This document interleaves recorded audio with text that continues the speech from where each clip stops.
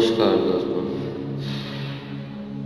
आज का जो हमारा विषय है वो बहुत ही महत्वपूर्ण है और रहस्यमय है, जिसको जानकर आपके रोंगटे खड़े हो जाएंगे। ऐसी जानकारियाँ जब वो दे रहे हैं जो आज तक आपको किसी ने नहीं बताई होगी।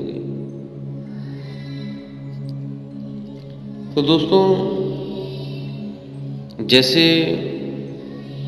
कोई आत्मा अपना ये शरीर छोड़ती है, त्यागती है, जिसे हम मरना भी कह देते हैं, तो क्या मरने के बाद कैसे पता चले वह आत्मा कहाँ गई? तो इसके दो तरह से हम इसको जान सकते हैं। एक तो जो नॉर्मल वे से लोग देखते हैं उस तरह से, और दूसरा जो हम आज आपको टेक्निक बताएंगे उस तरह से आप देख सकते हो जो मरने वाला व्यक्ति है वो आत्मा कहाँ गई। तो दोस्तों, ये कैसे पता चलेगा कि मरने के बाद सब एक जगह जाकर समाते हैं?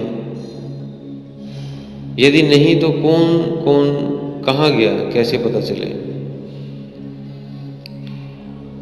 जो जिसकी भक्ति करता है वो वहीं जाकर समाता है।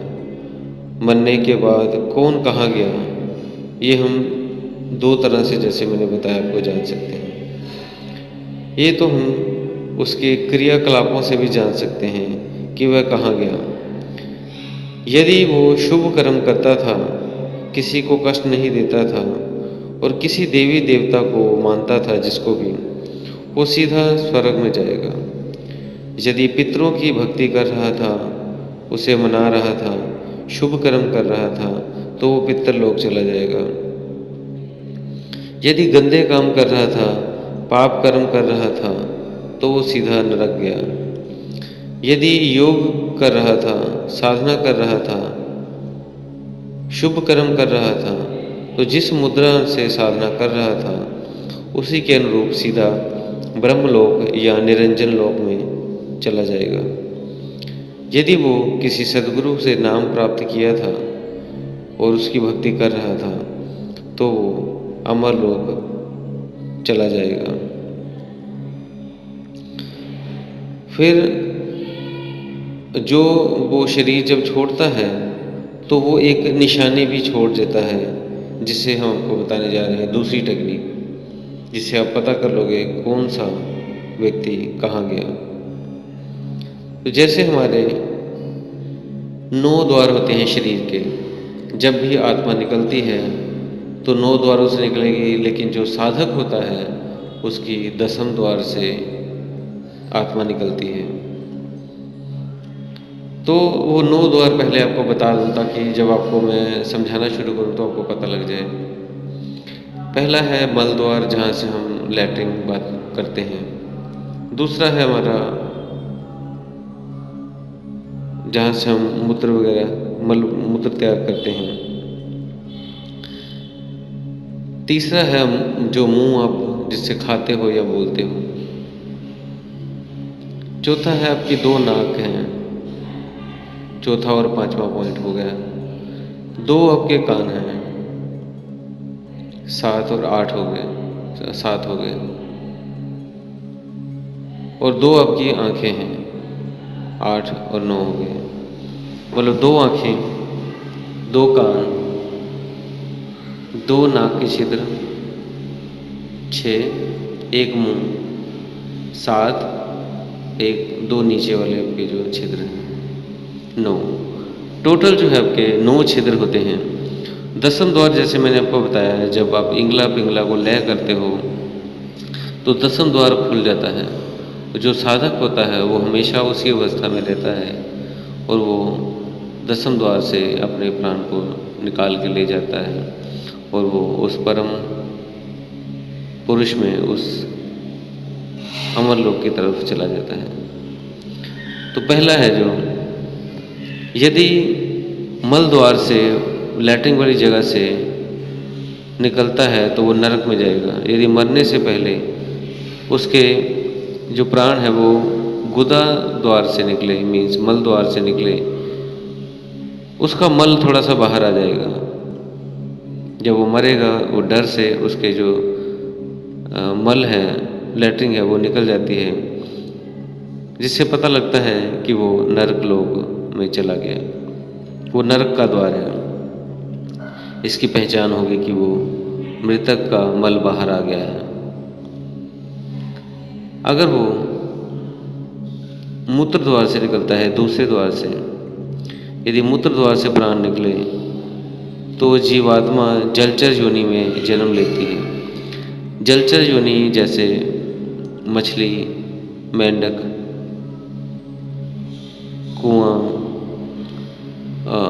कछुआ आदि से सारे जल जीव हैं, इसमें चली जाती है। ऐसे में मरने वाले का मूत्र बाहर निकल जाता है। और अगला है तीसरा, यदि मुंह से प्राण निकल गए तो जीवात्मा अंडज खान में चली जाती है। अनाज के कीड़े आदि बनती है, जिसमें मरने वाले का मुंह बहुत खुला रह जाता है। और अगला, अगर श्वास द्वार से प्राण निकले पर जीवात्मा अंडज खान में जन्म लेती है और पक्षी बनती है, क्योंकि वो हवा वाली जगह से निकला है, नासिका से बाहर निकला है, तो वो सारे उड़ने वाले पंछी वगैरह बनेंगे। अगर आंखों से प्राण निकले हैं तो उसकी आंखें खुली रह जाएंगी और वो मक्खी, मच्छर आदि की योनियों में जन्म लेता है, उसकी आंखें मरते वक्त खुली रह जाती हैं। यदि कानों से प्राण निकलते हैं तो वो प्रेत योनि में चला जाता है। ऐसे में मृतक शरीर को देखकर भय लगता है, डर लगता है, भयभीत सा चेहरा हो जाता है, डरावना चेहरा हो जाता है। और यदि 10वें द्वार से प्राण निकल गए तो स्वर्ग में चला जाता है। ऐसे मरने वाले का मुंह प्रसन्नचित दिखाई देता है, वह खुश रहता है। और यदि 10वें द्वार से भी पार के ध्यान करता है, मीन्स 11वें द्वार का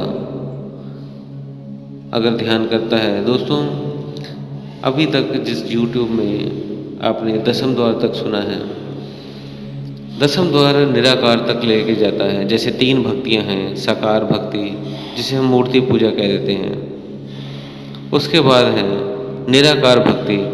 जब ये सारा नष्ट हो जाता है तो सारा निराकार में समाहित हो जाता है। लेकिन उसके बाद तीसरा होता है पराभक्ति। जब ये निराकार भी खत्म हो जाता है तो जो मेन परमेश्वर है, अमर लोक है, जो हमारा 11वां दरवाजा है, वो रास्ता होता है वहाँ पे ले जाने का। दोस्तों हम कोशिश करेंगे जैसे जैसे हम वीडियोस डालते रहेंगे, आपको आत्मा का दर्शन, परमात्मा का दर्शन, निराकार का दर्शन और फिर उस अमर लोक का दर्शन जरूर करवाएंगे। आप भी हमारे साथ पूरी कोशिश करिए, लगे रहिए, क्योंकि कुछ कदम आप बढ़ाएंगे तो कुछ कदम हम बढ़ाएंगे तो रास्ता तय हो जाएगा। तो जो 11वां दरवाजा है दोस्तों, अगर साधक ध्यान करता है, 10वें द्वार को भी पार करके ध्यान करता है 11वें द्वार पे, तो जब उसके वहाँ से प्राण निकलते हैं, ये 10वें द्वार कहाँ होता है और 11वां द्वार कहाँ होता है, मैंने 10वें द्वार का आपका जो सहस्त्रार चक्र है, जब वो ओपन होता है, वो 10वें द्वार खुल जाता है और आप शून्य की स्थिति में चले जाते हैं, वो 10वें द्वार है। जब उससे भी ऊपर आप ध्यान करते हैं, अपने 1.25 हाथ ऊपर ध्यान करते हैं, तो आप 11वें दरवाजे में प्रवेश करते हैं। इसका प्रवेश करने का एक ही उपाय है, श्वासों की चोट करते रहें। 10वें द्वार खुलेगा और श्वासों की चोट करते करते 11वें द्वार पे पहुंच जाएं, वो भी खुल जाएगा, तो आप उस अमर लोक में पहुंच जाएंगे। तो 1.25 हाथ ऊपर होता है ये हमारे 11वां द्वार। तो दोस्तों, जो 11वें द्वार से निकलता है वो जहाँ से आया था, अमर लोक से आया था, और उसमें वो समाहित हो जाएगा, उसमें परम पुरुष में वो समाहित हो जाएगा, उस वो परम तत्व में समाहित हो जाएगा जहाँ से वो शुरू से बिछड़ गया था, निकल गया था। तो दोस्तों, उम्मीद है आपको जो मैंने सारी जानकारी दे दी है। 9 द्वारे संसार सब है। आँखों से देखना, कानों से सुनना, मुंह से बोलना, लैट्रिन बाथरूम करना, सारे जो हैं वो साथ जितने भी इस ब्रह्मांड में मनुष्य जाति है, जानवर जाति है, ये सभी इस 9 द्वार में ही फंसे हुए हैं। 9 द्वार, 9 रास्ते जो शरीर में है, 9 द्वारे संसार सब।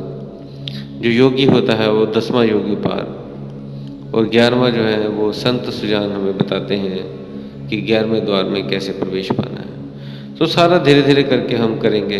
दोस्तों, आप हमारे चैनल के साथ बने रहिए ताकि हम जो अपनी ये इच्छा कर रहे हैं वहाँ तक आपको पहुँचा सकें। दोस्तों, अगर आपने चैनल को सब्सक्राइब नहीं किया है तो कर लें, और अगर आपने अपने दोस्तों मित्र आपके हैं जो इस ध्यान साधना में आगे बढ़ना चाहते हैं, उनको भी ये वीडियो शेयर कर दें, और वो ये चैनल सब्सक्राइब कर लें ताकि फ्यूचर में जैसे जैसे हम वीडियो बनाते रहेंगे, कोशिश करेंगे शीघ्र ही हमारा ये प्रोसेस चलता रहेगा और आपको उस परमेश्वर के साथ हम एक कर सकें। तो इसी के साथ दोस्तों हम विदा लेते हैं। धन्यवाद।